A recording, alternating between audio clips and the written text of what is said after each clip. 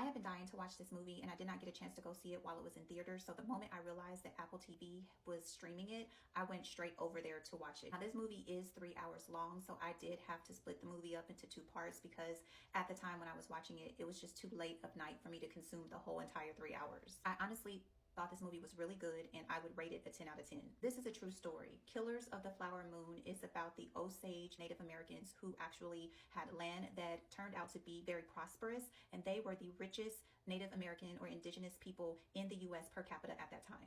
Per the article, it says that they were worth about $30 million, which would be in today's time, $400 million. They were so wealthy that they actually had white servants who chauffeured them, cleaned their homes, and took care of their children. As a result of their renowned wealth, it got out, and all of a sudden there was an influx of white men coming to the area to basically infiltrate these families and take over their wealth.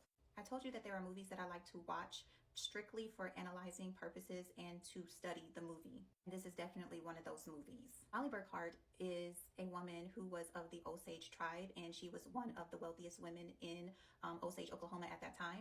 Her husband, Ernest Burkhart, was this white man who had returned home from war, and he had a wealthy uncle who was William Hale, played by Robert De Niro, who lived in the town at that time. There was this elaborate plot to claim the monies of these wealthy Native Americans, and this resulted in a lot of murders occurring in these families, especially Molly's, with the majority of her family being unalived. And so from watching this movie, I came up with 5 forms of infiltration that is weaponized against oppressed people in order to control, manipulate, and ultimately harm them. 1 is marriage. 2, language.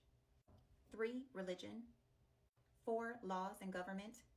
And then lastly, 5 would be capitalism. If you watch this movie, you can see exactly how each of these forms were weaponized against the Osage.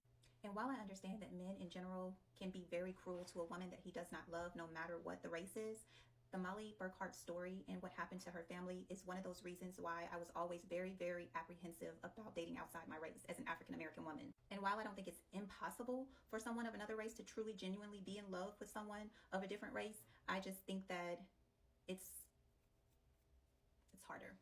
But switching the focus, one of the things that I learned about this movie is that during this time, which was like in the 1920s, the FBI had just been established, and the Osage killings was one of their first cases that they investigated.